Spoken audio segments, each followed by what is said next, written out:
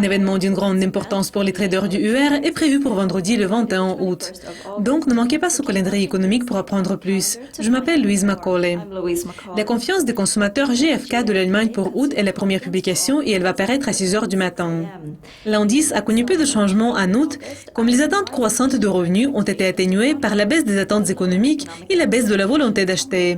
Les indices des directeurs d'achat préliminaires pour août de plusieurs pays de la zone euro seront les publications suivantes. Et la publication de la France va paraître la première à 7 heures. L'indice de l'Allemagne va suivre une demi-heure plus tard et les données de la zone euro seront disponibles à 8 heures. Le PMI manufacturier et celui des services ont légèrement reculé en juillet, mais ils restent bien dans le territoire positif et remarquablement, l'Espagne a été le principal facteur de la croissance.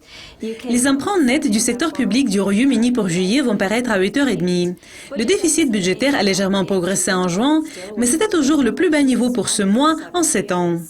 L'indice des prix à la consommation du Canada pour juillet, qui est bien attendu, est la publication suivante et elle va paraître à 12h30 GMT.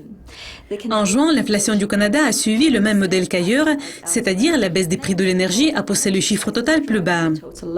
Les ventes au détail du Canada pour juin vont paraître à la même heure.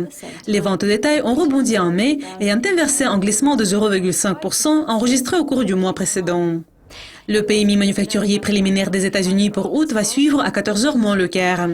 L'indice a légèrement progressé en juillet comme la production et les nouvelles commandes ont augmenté.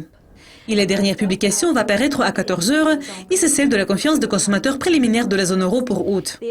L'indice a reculé de 1,5 point en juillet après être resté inchangé pendant 2 derniers mois. C'est tout pour le calendrier économique de vendredi. Revenez pour voir notre prochaine révision des événements les plus importants prévus pour lundi. Mais pour le moment, au revoir.